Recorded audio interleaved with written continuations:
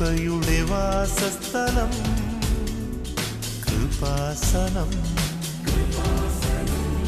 കൃപയുടെ വാസസ്ഥലം കൃപാസനം. വേദനിക്കുന്നവർക്കെന്നും ആത്മധൈര്യത്തിനഭിഷേകം, വചനത്തിനഭിഷേകം, ആത്മസൗഖ്യത്തിനഭിഷേകം. വരുവിൻ നിങ്ങൾ യേശുവിൻ സന്നിധേ, അവനേകും സാന്ത്വനം. കൃപയുടെ വാസസ്ഥലം കൃപാസനം. കൃപയുടെ വാസസ്ഥലം കൃപാസനം.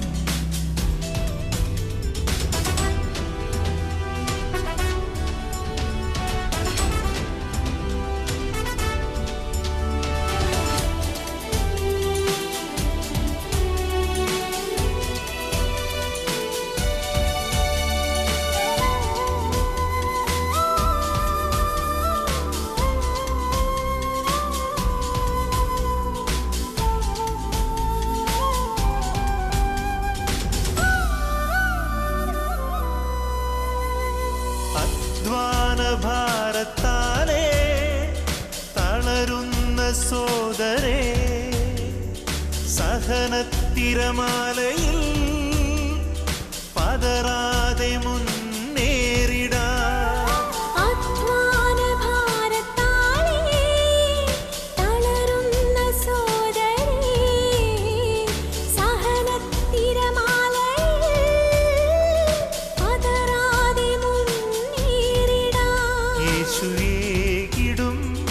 അഭിഷേകം സാന്ത്വനാഭിഷേകം.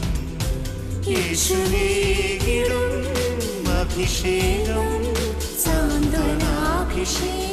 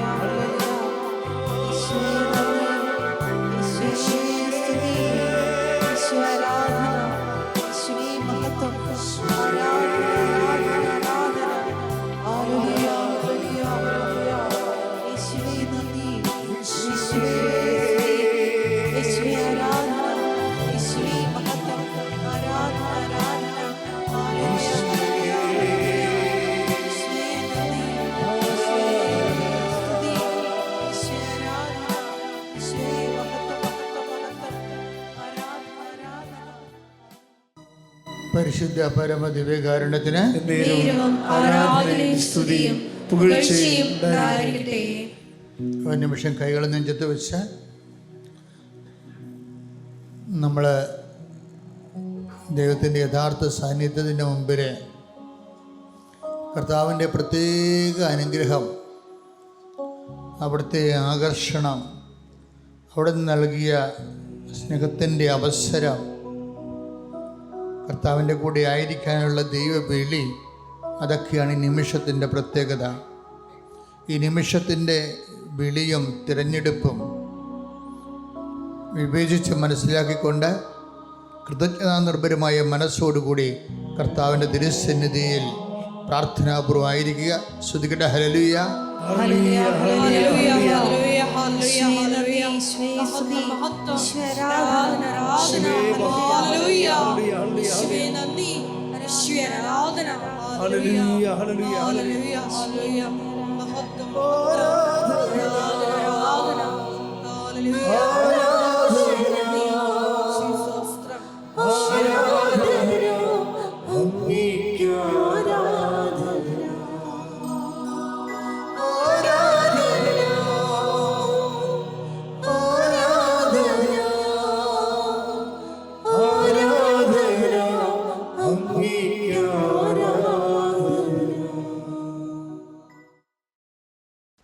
ഉടമ്പടിയുടെ ബേസ്മെൻറ്റ്, ഉടമ്പടിയുടെ ആധാരം എന്ന് പറയുന്നത് നമ്മുടെ വളർച്ചയുടെ ആധാരമാണ്. അപ്പോൾ എന്താണ് ആധാരം? ദൈവത്തിൻ്റെ വാഗ്ദാനമാണ്. ഒരു വ്യക്തിക്ക് എന്തുമാത്രം വളരാൻ കഴിയും ദൈവത്തിൽ? ഒരു വ്യക്തിക്ക് ദൈവത്തിൽ വളരാൻ കഴിയണത് ദൈവം നൽകിയിരിക്കുന്ന വാഗ്ദാനത്തിന് ആനുപാതികമായിട്ടായിരിക്കും. ദൈവം നൽകിയിരിക്കുന്ന വാഗ്ദാനം എന്തോരം ഉണ്ട്. What is the last promise? The last promise is Christ. അവസാനത്തെ വാഗ്ദാനം എന്താ? ദൈവത്തിൻ്റെ സമ്പൂർണ്ണ വാഗ്ദാനം ക്രിസ്തുവാണ്. പിന്നെ ഈ സമ്പൂർണ്ണ വാഗ്ദാനം നിങ്ങളെ ജീവിതത്തിൻ്റെ പരാധീനതകൾക്ക് ക്രിസ്തുവിനെ അവലംബിച്ച് മുന്നേറുമ്പോൾ സമാന്തരമായിട്ട് തന്നെ നിങ്ങൾ ക്രിസ്തുവിൻ്റെ അറിവിൽ വർദ്ധിക്കണം. ഇത് ബൈബിൾ മുന്നോട്ട് വെക്കുന്ന ഉടമ്പടി പുതുക്കത്തിൻ്റെ അടിസ്ഥാന പ്രമാണങ്ങളാണ്. എന്താണ്? സ്രഷ്ടാവിൻ്റെ പ്രതിച്ഛായക്കൊത്ത് നവീകരിക്കപ്പെടുന്ന പുതിയ മനുഷ്യനെ സ്വീകരിക്കുവിൻ. അത് നമുക്ക് നൽകിയിരിക്കുന്ന ഒരു ചാലഞ്ചാണ്. Take the bed of God. Colossians 3:10. ശ്രുതിക്കട്ടെ ഹല്ലേലൂയ. കൊളോസ്യോസ് 3:9-10 തിരുവചനങ്ങൾ. പഴയ മനുഷ്യനെ അവന്റെ ചെയ്തികളോടുകൂടെ നിഷ്കാസനം ചെയ്യുവിൻ. സമ്പൂർണ്ണ ജ്ഞാനം കൊണ്ട് സൃഷ്ടാവിന്റെ പ്രതിച്ഛായക്കനുസൃതമായി നവീകരിക്കപ്പെടുന്ന പുതിയ മനുഷ്യനെ ധരിക്കുവിൻ. ഇതാണ് ഉടമ്പടിയുടെ ഒരു ലാസ്റ്റ് ചാപ്റ്റർ എന്ന് പറയുന്നത്. എന്താണ് ലാസ്റ്റ് ചാപ്റ്റർ? എന്താണത്? അപ്പം ഉടമ്പടി പുതുക്കുമ്പോൾ നമ്മൾ ഓർക്കണം, ഇത് നമ്മൾ ഓരോരോ ഇതിൻ്റെ ഭൗതികമായ ആനുകൂല്യങ്ങൾ നമ്മുടെ ജീവിതത്തിൻ്റെ ആവശ്യം അനുസരിച്ചുകൊണ്ട് ദൈവദൈവത്തിന് പറയുന്നതിൽ തെറ്റൊന്നുമില്ല. കാര്യം ഈശോ പറഞ്ഞതാണ് ഇതൊക്കെ നിങ്ങൾക്ക് ആവശ്യമാണെന്ന്. ആവശ്യമില്ലാത്തതല്ല, ആവശ്യമാണ്. ഇതൊക്കെ നിങ്ങൾക്ക് ആവശ്യമാണ്. Take the bed of God. ശ്രുതിക്കട്ടെ ഹല്ലേലൂയ.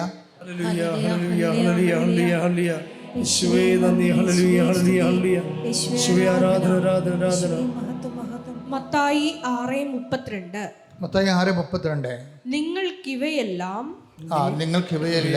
ആവശ്യമാണെന്ന് നിങ്ങളുടെ സ്വർഗീയ പിതാവ് അറിയുന്നു. ചില കാര്യങ്ങൾ നടക്കാൻ പാടായിരിക്കും. അപ്പോൾ ഉടമ്പടിയിലാണെങ്കിൽ ഇതിനൊക്കെ ഒരു പരിഹാരമുണ്ട്. എന്താ കാര്യം? ഉടമ്പടിയിൽ നമ്മുടെ സാധാരണ ഒരു മനുഷ്യനെ ഈ എക്സ്പ്രഷൻസ് ഓഫ് ഫെയ്ത്ത്, സാധാരണ എന്ത് ധ്യാനം നിങ്ങൾ കൂടിയാലും എന്ത് പ്രാർത്ഥന രീതി അവലംബിച്ചാലും അതെല്ലാം എക്സ്പ്രഷൻസ് ഓഫ് ഫെയ്ത്ത് എക്സ്പ്രഷൻസ് വരുമ്പോൾ പ്രെയർ മാത്രമേ ഉള്ളൂ. ഒന്നെങ്കിൽ ഒരു പുതിയ പുസ്തകം, ആ ധ്യാന കേന്ദ്രത്തിൻ്റെ ഒരു പുതിയ പ്രാർത്ഥനാ പുസ്തകം കൂടി കിട്ടും.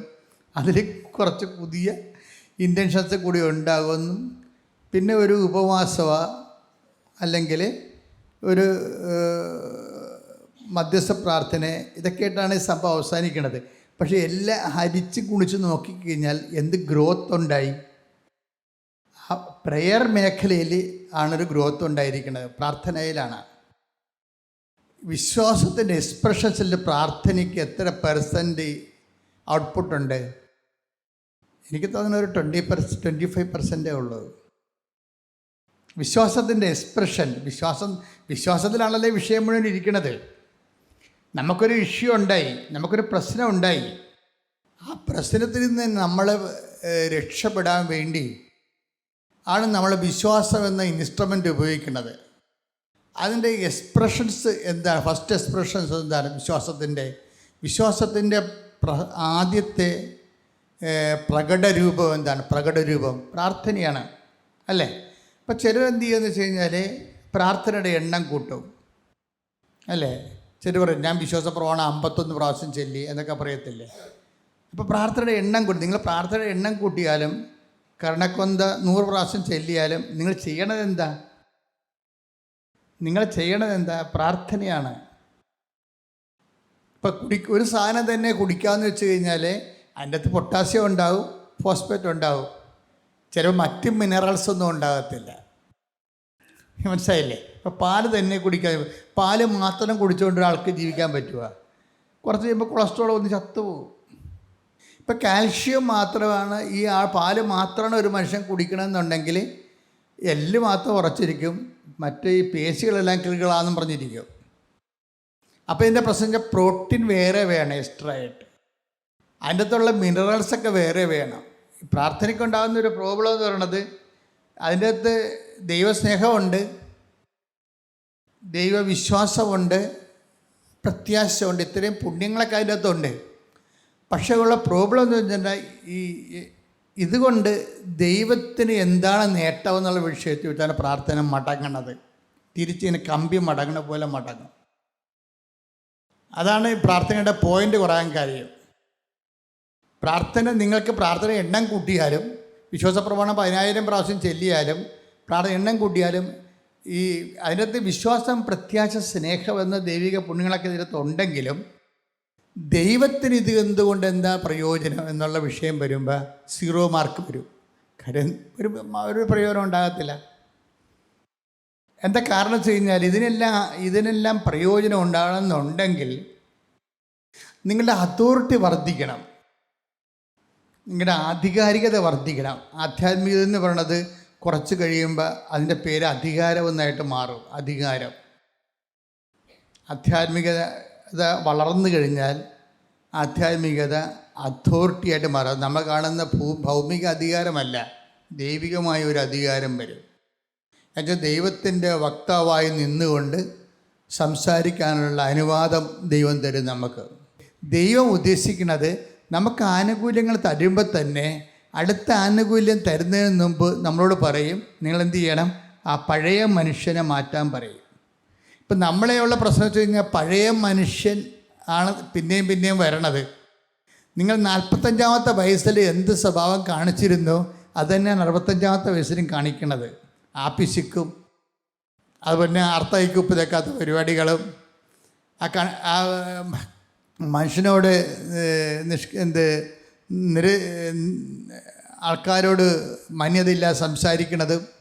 45-ാമത്തെ വയസ്സിൽ എങ്ങനെ സംസാരിച്ചു അത് തന്നെ 65-ാമത്തെ വയസ്സ് സംസാരിക്കണമെങ്കിൽ ഗ്രോത്തില്ല ഇതിൻ്റെ അകത്ത്. ശ്രുതിക്കട്ടെ hallelujah hallelujah hallelujah hallelujah hallelujah. യേശുവേ നന്ദി. Hallelujah hallelujah hallelujah. യേശുവേ ആരാധന ആരാധന ആരാധന. കൊളോസോസ് 3:9-10 തിരുവചനങ്ങൾ. പഴയ മനുഷ്യനെ അവന്റെ ചെയ്തികളോടുകൂടെ നിഷ്കാസനം ചെയ്യുവിൻ. സമ്പൂർണ്ണ ജ്ഞാനം കൊണ്ട് സൃഷ്ടാവിന്റെ പ്രതിച്ഛായയ്ക്ക് അനുസൃതമായി നവീകരിക്കപ്പെടുന്ന പുതിയ മനുഷ്യനെ ധരിക്കുവിൻ. ബൈബിൾ മുന്നോട്ട് വയ്ക്കുന്ന ഒരു മൻഡേറ്ററി ആയിട്ടുള്ള ഒരു കമാൻഡ് എന്ന് പറയണത് നിങ്ങൾ ക്രൊണോളജിക്കലായിട്ട്, അതായത് വർഷത്തിനൊപ്പം വയസ്സ് വർദ്ധിച്ചു വരുമ്പോൾ ആ പഴയ മനുഷ്യനെ അതിൻ്റെ ചെയ്തികളോട് കൂടെ ദൂരെ എറിയണം. അല്ല ഉടമ്പടിയുടെ കളറ് മാറ്റിയിട്ട് കാര്യമില്ല. അവിടെ വിഷയം. ഉടമ്പടി പുതുക്കുന്നവർ പ്രത്യേകം ശ്രദ്ധിക്കണം. പുതുക്കുമ്പോൾ ദൈവം ഉദ്ദേശിക്കുന്ന ഒരു പുതുക്കലുണ്ട്. അത് പേപ്പറിൻ്റെ പുതുക്കലല്ല, മറിച്ച് എന്താണ്? സ്വഭാവത്തിൻ്റെ പുതുക്കലാണ്. 2 പത്രോസിന്റെ 1:4 വായിച്ചേ. ദുരാശ മൂലം ലോകത്തിലുണ്ടാകുന്ന വിനാശത്തിൽ നിന്ന് രക്ഷപ്പെട്ട് ദൈവിക സ്വഭാവത്തിൽ നിങ്ങൾ പങ്കുകാരാകുന്നതിന്. ഇത് വിഷയം കണ്ട എന്താ പറഞ്ഞിരിക്കുന്നത്? ദുരാശ മൂലം ഒന്ന് പറഞ്ഞ ദുരാശ മൂലം ലോകത്തിലുണ്ടാകുന്ന വിപത്തിൽ എന്താണ് സംഭവം? വിനാശത്തിൽ നിന്ന് രക്ഷപ്പെട്ട് ദൈവിക സ്വഭാവത്തിൽ നിങ്ങൾ പങ്കുകാരാകുന്നതിന് തന്റെ മഹത്വവും ഔന്നത്യവും വഴി അവിടുന്ന് നിങ്ങൾക്ക് അമൂല്യവും ശ്രേഷ്ഠവുമായ വാഗ്ദാനങ്ങൾ നൽകിയിരിക്കുന്നു. അപ്പൊ വാഗ്ദാനം നൽകിയിരിക്കുന്നു എന്നല്ല പറയണത്. 2 പത്രോസിലെ 1:4 വാഗ്ദാനം നൽകിയിരിക്കുന്നു. വാഗ്ദാനം എന്ന് പറഞ്ഞാൽ എന്താ? ഉടമ്പടിയാ ശരിക്കും വാഗ്ദാനം എന്ന് പറയണത്. ഉടമ്പടി നൽകിയിരിക്കുന്ന പറയണത്. അപ്പം അതറിയണമെങ്കിലേ, അതായത് നമ്മുടെ സങ്കീർത്തനം 105:8 എടുത്ത് ശ്രുതിക്കട്ടെ. ഹല്ലേലൂയ ഹല്ലേലൂയ ഹല്ലേലൂയ ഹല്ലേലൂയ യേശുവേ നന്ദി. Hallelujah hallelujah. സങ്കീർത്തനങ്ങൾ 105:8. സങ്കീർത്തനം 105:8. അവിടുന്ന് തന്റെ ഉടമ്പടി എന്നേക്കും അനുസ്മരിക്കും. തന്റെ വാഗ്ദാനം തലമുറകൾ വരെ ഓർമ്മിക്കും. അപ്പൊ ഉടമ്പടി എന്നേക്കും അനുസ്മരിക്കും, തന്റെ വാഗ്ദാനം തലമുറകൾ വരെ ഓർപ്പിക്കും. അപ്പൊ ഉടമ്പടിയും വാഗ്ദാനം എന്ന് പറഞ്ഞാൽ എന്താണ്? ഒന്ന് തന്നെയാണ്. ശ്രുതികട്ടെ. Hallelujah hallelujah hallelujah hallelujah hallelujah യേശുവേ നന്ദി. Hallelujah hallelujah hallelujah. കൃപയാലേ അനുദിനവും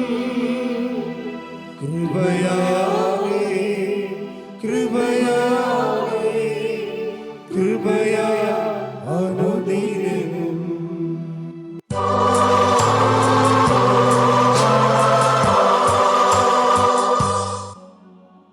അച്ഛൻ പ്രാർത്ഥിച്ചുകൊണ്ടിരിക്കുമ്പോൾ കൈകൾ നെഞ്ചത്ത് വെച്ചാൽ മാത്രം മതി. ഞാൻ എല്ലാ വിഷയവും സമർപ്പിച്ച് പ്രാർത്ഥിക്കാം. നിങ്ങൾ കടന്നു പോകുന്ന കണ്ണീരിൻ്റെ എല്ലാ വിഷയവും സമർപ്പിച്ച് പ്രാർത്ഥിക്കാം. എല്ലാ വിഷയങ്ങളുടെ മേലും കർത്താവ് നിങ്ങളുടെ കരുണ തോന്നുകയും നിങ്ങളെ വിടുവിക്കുകയും നിങ്ങളെ വീണ്ടെടുക്കുകയും ഈ ആഴ്ച കർത്താവ് നിങ്ങളെ പ്രത്യേകം അനുഗ്രഹിക്കുകയും ചെയ്യും. ശ്രദ്ധിക്കട്ടെ. ഹല്ലേലൂയ. കർത്താവ് നിന്റെ വിശുദ്ധ പൗരോഹിത്യത്തെ മഹത്വപ്പെടുത്തണം. കർത്താവ് സഭയിലുള്ള സാന്നിധ്യം നീ പ്രകടമാക്കണം. 40 വർഷം ഞാൻ അർപ്പിച്ച കൃപാന്റെ യോഗ്യതയാണ്. കൃപാസ്ഥാനത്താറെ ജീവനോടെ പ്രത്യക്ഷപ്പെട്ട പരിശുദ്ധമ്മയുടെ പ്രത്യക്ഷീകരണത്തിന്റെ സ്ഥിരീകരണത്തിന്റെ അടയാളം കിട്ടാൻ എല്ലാ മക്കളുടെ ശിരസിലും കർത്താവെ കൈകൾ വെക്കണമേ. കർത്താവ് എല്ലാ മക്കളുടെയും ശിരസിൽ ആണിപ്പെടുത്താർന്ന് അത്ഭുത കരങ്ങൾ വെക്കണമേ. അടിപ്പിടർ പോലെ വൈതാക്കാലം ദൈവികമായ ശക്തി നിങ്ങളുടെ ഉച്ചമുള്ളങ്കാല് വരെ കർത്താവിൻ്റെ ശക്തി പ്രസരിക്കട്ടെ. മാരക രോഗങ്ങൾ തീരാവേദികളെ യേശു ക്രിസ്തുവിന്റെ നാമത്തിൽ മാറിപ്പോകട്ടെ. ശ്രുതികട്ടെ. ഹല്ലേലൂയ.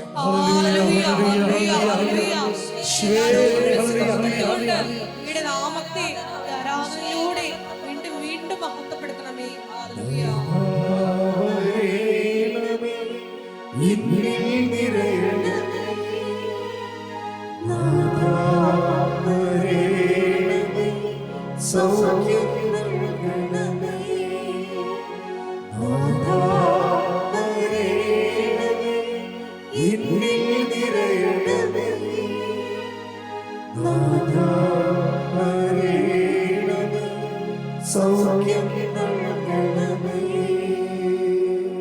കർത്താവ് ജോലിയില്ലാത്തവരുടെ ദിവസം കണ്ണീരോടെ പ്രാർത്ഥിക്കുന്നുണ്ട്. ഈശോയെ മക്കളെ കൊടുത്ത് ആവലാതി കൊള്ളുന്നവരും, അവിടെ ജോലി നഷ്ടപ്പെട്ടവരും, അവർ തിരിച്ചു പോകാൻ പോകുന്നവരും, അവിടെ കണ്ണുനീര് നീ കയ്യിലെടുക്കണമെന്ന് ഏറ്റെടുക്കണമെന്ന് പ്രാർത്ഥിക്കുന്ന കർത്താവേ,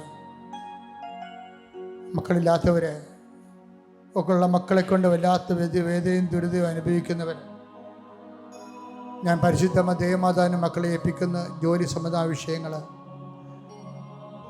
സ്ഥല സംബന്ധമായ കാര്യങ്ങൾ, വീടില്ലാത്ത അവസ്ഥകൾ, മാരക രോഗങ്ങൾ, വൈവാഹിക തടസ്സങ്ങൾ, കോടതി കേസുകൾ കർത്താവെ ഏറ്റെടുക്കണമേ. കർത്താവ് ഒരു പിടിയും ഒരു ഗതിയും പരഗതിയും ഇല്ലാതെ പോകുന്നവർ, വിവാഹം ഒത്തുവരാത്തവർ, മക്കളില്ലാത്തവർ, അവരെല്ലാം സമർപ്പിച്ചുകൊണ്ട് പ്രാർത്ഥിക്കുന്നു. ഈശോ, ജീവിക്കാൻ മാർഗമില്ലാത്തതുകൊണ്ട് ഈശോയെ, എന്ത് ജോലി ചെയ്തിട്ടും ഒരു ഗതി പിടിക്കണില്ല, കൂടുതൽ കടമായി മാറുന്നു. കുടുംബത്തിൽ തങ്ങളുടെ നില പരിതാപകരവും, സമാധാനമില്ലാത്ത കുടുംബങ്ങൾ, ഈശോ ആ കുടുംബങ്ങളിലെല്ലാം 4 അതിരുകളിൽ കർത്താവിൻ്റെ രക്തം ഞാൻ തളിക്കുന്നു.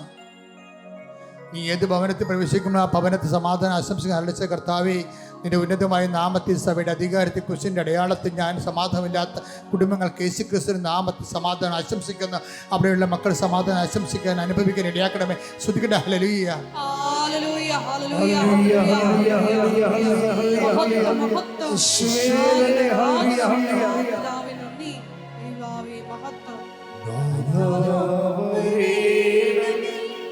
എന്നിൽ നിറയണമേ, നാഥാ വരേണമേ, സൗഖ്യം നൽകണമേ, നാഥാ വരേണമേ, എന്നിൽ നിറയണമേ, നാഥാ വരേണമേ, സൗഖ്യം നൽകണമേ.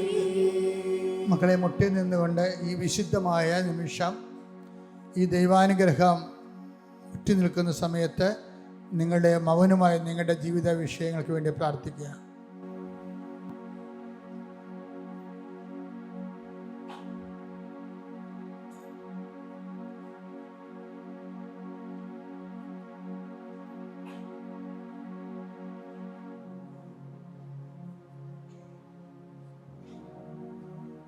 സമാപനാശീർവാദം.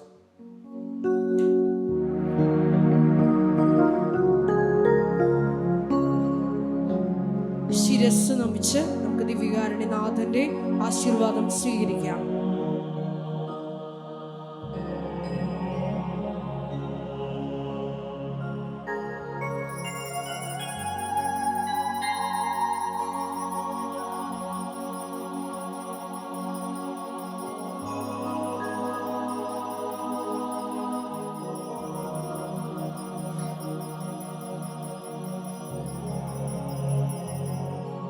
പരിശുദ്ധ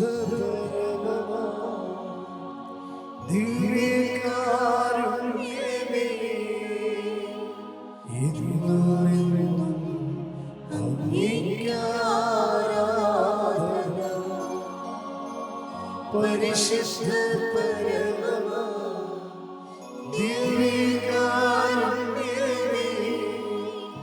എന്നുമെന്നും അങ്ങേക്ക്